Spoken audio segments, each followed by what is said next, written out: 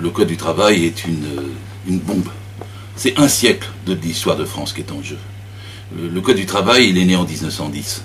Et c'était 4 ans après la catastrophe de Courrières. Un immense coup de grisou dans le fond d'une mine qui tue 1099 mineurs. Et le patron, il est comme Gattaz à l'époque. Il dit, reprenez le boulot tout de suite, sinon le charbon polonais va arriver, et sinon je vous mets à la porte. Et les gens retravaillent alors qu'il y a encore des survivants. 12, 13, 14 survivants vont sortir de là 12 jours après.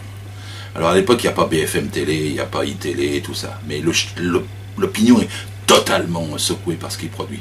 Et la décision historique qui est faite à ce moment-là, c'est de créer le ministère du Travail. Écoutez-moi bien sur ce point. Le ministère du Travail est créé pour échapper au ministère de l'Économie. C'est-à-dire qu'on commence à bâtir les droits des salariés contre les exigences des patrons d'entreprise et les exigences de productivité économique et tout ça, des entreprises. Et pendant un siècle, le Code du travail va se construire de lutte en lutte, de débats parlementaires en grève, de 1936 à 1968. Le Code du travail va se construire comme une montée progressive des droits des humains au travail. Et là, ce qu'on nous dit aujourd'hui, parce que c'est la première ligne du projet El Khomri-Badinter, c'est que les droits des humains doivent être soumis au bon fonctionnement de l'entreprise. C'est-à-dire qu'on inverse 100 ans d'histoire.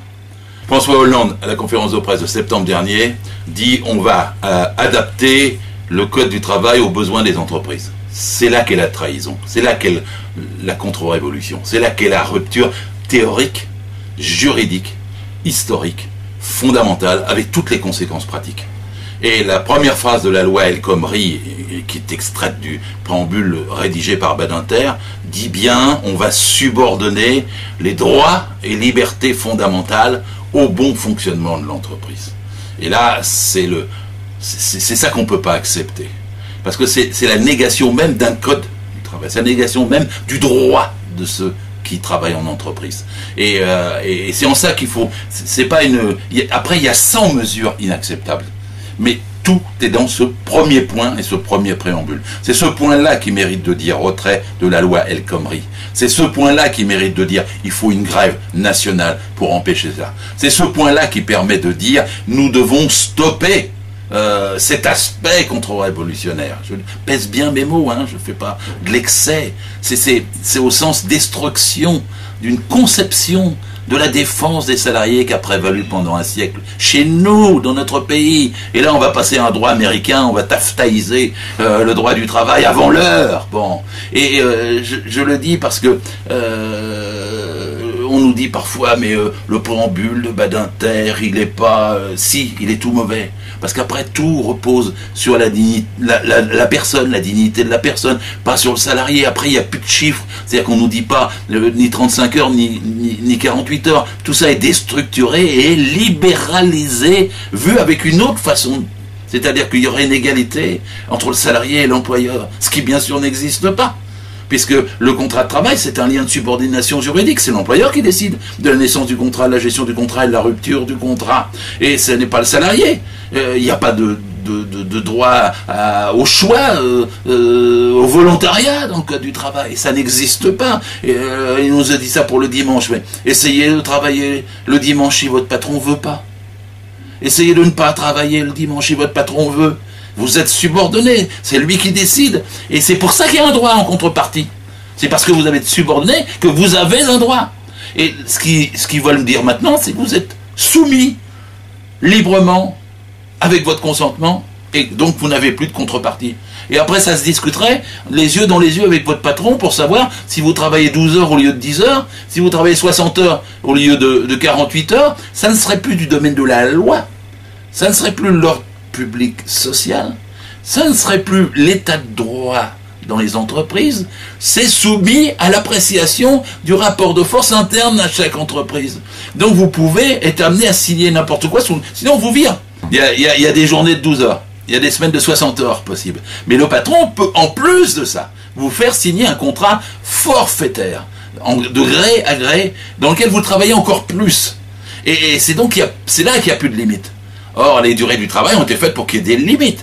pour protéger la santé des gens, pour protéger la vie des gens, pour protéger l'emploi, le partage de l'emploi. Et c'est pour ça qu'au début, nos aînés se battaient, par exemple, et je pense que c'est toujours d'actualité, les 3-8. Dans une journée 3-8. 8 heures de travail, 8 heures de loisirs et 8 heures de repos. On dit c'est terriblement... Oui, c'est organisé exprès. C'est-à-dire que vous travaillez 8 heures, mais vous pouvez vivre pour vos enfants, pour tous les loisirs que vous voulez, et votre corps peut se reposer. Si maintenant on revient au 19e siècle avec le projet, c'est là, vous allez avoir des journées de 14 heures, 15 heures, 17 heures, mais votre corps il va en mourir, comme c'était le cas à l'époque. Vous aurez les AVC, les accidents cardiaques et vasculaires, et vous n'aurez pas de vie propre, personnelle. Alors on dit oui, mais ça sera étalé, puis il y aura des jours de repos, des RTT. Mais c'est pas pareil que d'avoir des choses étalées, etc. Parce que maintenant, la durée du travail dans la loi El Khomri se compte sur 3 ans. Mais votre corps, il fonctionne pas sur 3 ans.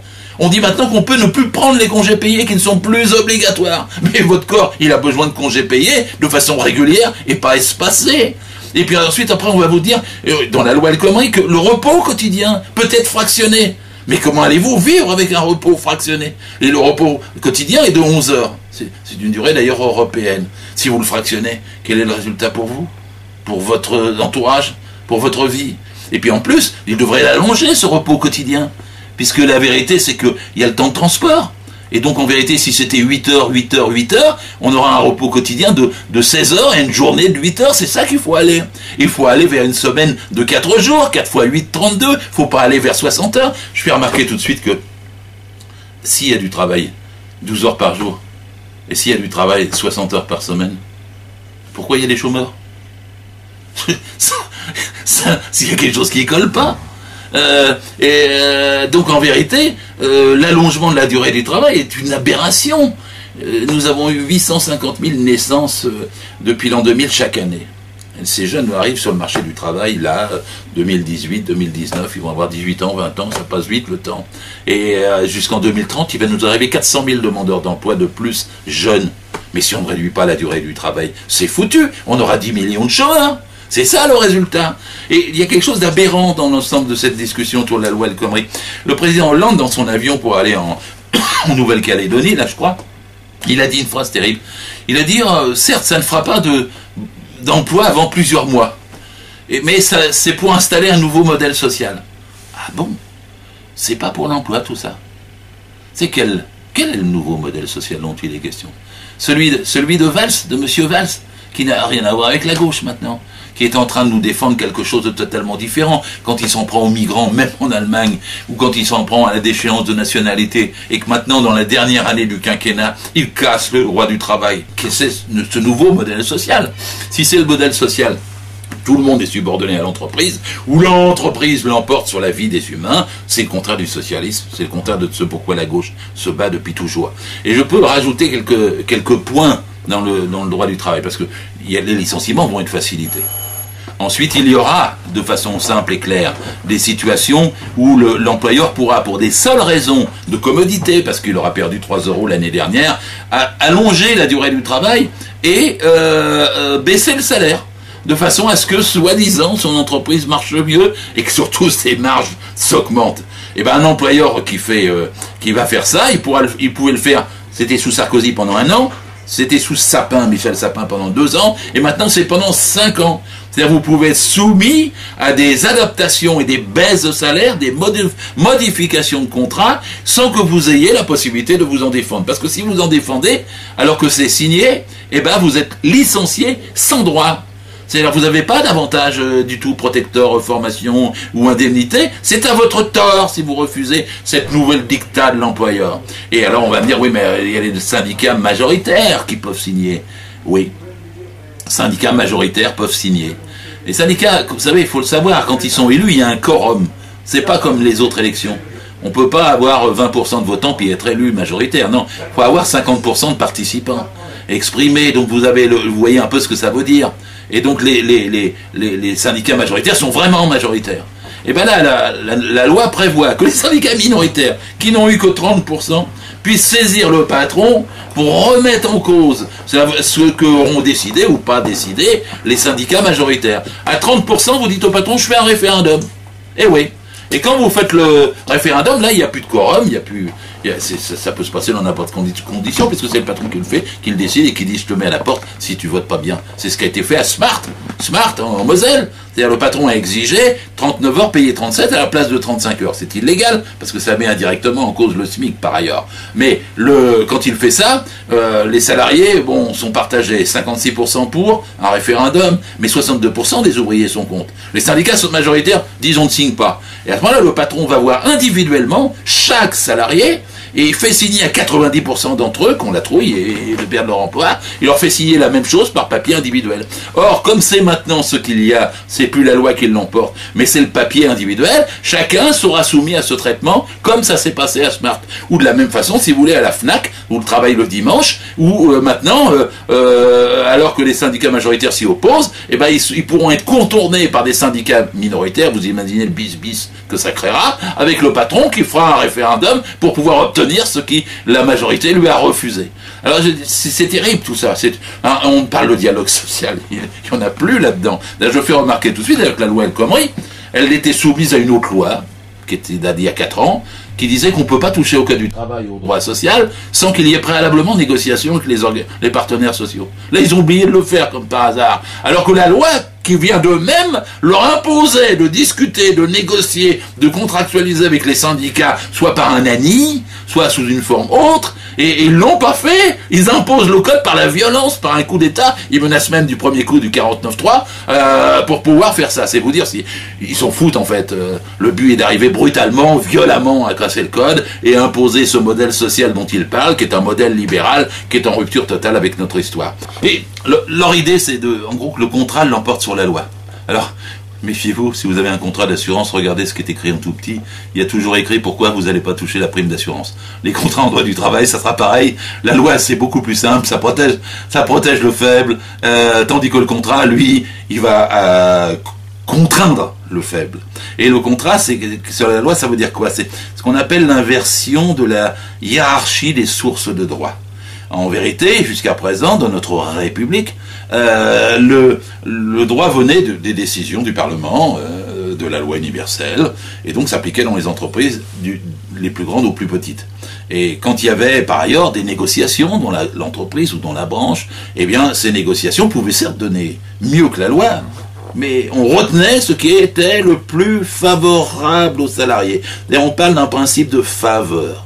Alors, ce qu'ils font, c'est qu'ils inversent cette hiérarchie des sources de droit. Au lieu que la loi descende vers un ANI, un accord national interprofessionnel, vers un accord de branche, puis vers un accord d'entreprise et s'applique, maintenant l'accord d'entreprise pourra déroger à l'accord de branche, qui pourra déroger à un accord national interprofessionnel, qui pourra déroger à la loi. Ce qui fait qu'à la fin, vous avez 10 000 entreprises et vous avez 10 000 contrats, mais vous n'avez plus de loi. Et donc vous êtes soumis à la décision propre, à la particularité propre de l'entreprise et de l'employeur. Il n'y a plus de république, il n'y a plus d'état de droit. Et quand vous avez fait ça, il n'y a plus de principe de faveur non plus. Et donc vous allez avoir les choix imposés les plus douloureux. C'est comme ça qu'on va vous faire 12 heures par jour et 60 heures par semaine. C'est comme ça qu'on va vous mettre en cause le repos quotidien. C'est comme ça que, par exemple, les apprentis travailleront 40 heures au lieu de 35 heures. C'est pour ça que toute une série de mesures d'adaptation du droit des congés, par exemple. Vous avez droit à un congé si vous avez perdu un proche. Jusqu'à présent, c'était fixé par la loi. Maintenant, le principe du congé reste, mais c'est négociable avec l'employeur. Le gars, il vous dira, t'as ton après-midi, au lieu d'avoir 3 jours, ou d'avoir 4 jours, ou d'avoir 5 jours, selon que c'est un mariage, ou une naissance, ou un décès. Donc, c'est comme ça que la casse de la hiérarchie légale va se faire avec des négociations au petit coup, et puis vous aurez plus que le petit rapport de force. Vous direz, non, mais je marche pas, je veux 3 jours, je veux 4 jours, le gars dira, au revoir.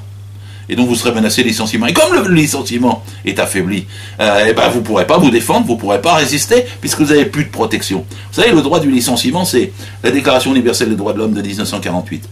C'est la Charte européenne des droits humains de 1999. C'est la Convention 158 de l'Organisation du travail, internationale du travail. Et ces textes disent 5 choses. 1, quand vous êtes licencié, ça doit être par écrit. Ça, Badinter ne le dit plus. 2, quand vous êtes licencié, ça doit être motivé. Là, ils sont en train d'attaquer la motivation. 3, vous pouvez avoir la possibilité de vous défendre. Ça, il n'en est quasiment déjà plus question. 4, quand vous êtes licencié, vous pouvez avoir un recours devant les tribunaux. Et là, ils attaquent les prud'hommes pour qu'il y ait un barème qui vous empêche d'être réparé dans les torts que vous avez subis. Et il y aura une limite à l'indemnisation que vous pourrez avoir. Et 5, c'était prévu que vous soyez réintégré ou fortement indemnisé. Là aussi, c'est fini. Et ce sont des déclarations des droits de l'homme qui sont mises en cause. C'est pas même pas notre seul code du travail. Donc, une fois que vous avez plus la protection contre le licenciement, vous avez du mal à défendre vos droits en amont. Ce que vous dites au patron, paye-moi mes heures supplémentaires du mois dernier. Le gars, il vous dit rien, mais il vous vire. Comme il n'aura pas de motif à donner bientôt, eh ben vous n'aurez pas de possibilité de vous défendre en disant que c'est parce qu'il vous a pas payé les heures supplémentaires. Et donc l'affaiblissement des prud'hommes va de pair avec tout ça pour que vous ayez plus de possibilité de vous défendre devant la justice. Et l'affaiblissement de l'inspection du travail également, puisqu'elle-même elle perd son indépendance. Et puis l'affaiblissement de la médecine du travail, parce qu'on vous protégera plus contre la santé. La médecine du travail est morte dans le projet de loi. Vous allez être remplacé par des services de santé au travail. Ce sont des infirmiers à la place des médecins. Les visites ne sont plus obligatoires de façon préventive et elles sont tellement espacées que ça n'est plus une médecine de prévention. Et donc à partir de ce moment-là, vous n'êtes plus dans une sécurité même du point de vue de la santé. Vous imaginez, ça veut dire que les salariés inaptes vont être virés pratiquement du jour au lendemain sans protection. Je suis moi-même fasciné par cette ampleur de la destruction. Un petit détail que je veux dire aussi, parce que le travail le dimanche, les gens ne comprennent pas toutes les modifications, mais et je ne peux pas les expliquer toutes. Je l'ai fait sur mon blog. J'ai décortiqué les 45 mesures une par une. Allez le chercher, www.filoche.net. Et je vous en prendrai une encore. Par exemple, dans la nouvelle loi, c'est le patron qui décide de quand commence la semaine. On se dit, mais comment? La semaine, c'est plus le lundi? Ben non. Peut être le mardi, peut être le mercredi. Et du coup, dans les grands magasins parisiens, se sont jetés dessus. Ils ont décidé que le dimanche était le 5e jour. Et comme il y avait 6 jours de travail, que le repos était le 7e, en fait le dimanche n'est plus le dimanche. Donc ils ne le majorent plus. Alors que s'ils rentrent dans les jours du préfet et que dans ce cas-là, il devait y avoir majoration. Et la deuxième chose, c'est qu'il devait y avoir un repos compensateur. Mais la loi ne dit pas explicitement que le repos compensateur va être payé. Donc il n'est pas payé. Donc en vérité, avec cette astuce sur la façon d'organiser la semaine, ils évitent le problème du dimanche légalement et il n'y aura aucune majoration pour ceux qui sont obligés de travailler le dimanche. Vous savez, les patrons sont sans limite quand il s'agit d'obtenir des marges. Ils sont sans limite quand il s'agit d'obtenir des dividendes. La France est le pays, l'année dernière, en 2015, qui a obtenu le recordman de versement de dividendes. Il n'y a pas de crise, la France n'a jamais été aussi riche. C'est pas parce que il y a une obligation pour faire de l'emploi qu'on nous impose tout ça, c'est le contraire. C'est parce qu'ils veulent encore plus de marge, encore plus prendre sur notre travail, encore nous laisser moins de droits. C'est pour ça que l'ensemble de ceci se passe. Et donc c'est pour ça qu'il faut aussi qu'on le comprenne, qu'on décortique, qu'on fasse de l'éducation populaire, qu'on le défende, le Code du travail. Le Code du travail, c'est un droit intime pour chacun de nous, même pour celui qui ne le connaît pas. C'est un droit essentiel, c'est un droit vital. C'est aussi le droit le moins enseigné. C'est l'occasion de l'enseigner. C'est le droit le plus dénigré, c'est le droit le plus fraudé. C'est une histoire, je l'ai dit au début, d'un siècle. C'est un texte fait de sueur et de sang, de lutte et de larmes. C'est l'indice de mesure d'une civilisation. C'est pour ça qu'il faut se mettre tous en mouvement, qu'il faut tous se réveiller, qu'il faut tous se battre ensemble et dire stop, on ne peut pas laisser passer ça. On n'est pas dans une situation de routine. J'ai dit que c'était une bombe. Il faut se lever contre cette guerre qu'on mène contre chacun de nous. Et ceux qui ne le comprennent pas vont le comprendre lentement quand ils verront tout changer dans leur vie, dans l'entreprise. C'est maintenant qu'il faut se mobiliser avant que la catastrophe arrive, avant qu'ils nous vainquent, avant qu'ils nous retirent tout ce que nous avons mis tellement avec nos pères et nos grands-pères d'énergie pour gagner. Les salariés doivent être dignes, ils doivent être respectés, ils doivent avoir des horaires, ils doivent avoir un salaire, ils doivent avoir une progression de carrière, ça doit être stable. Rien ne nous oblige à renoncer à ça.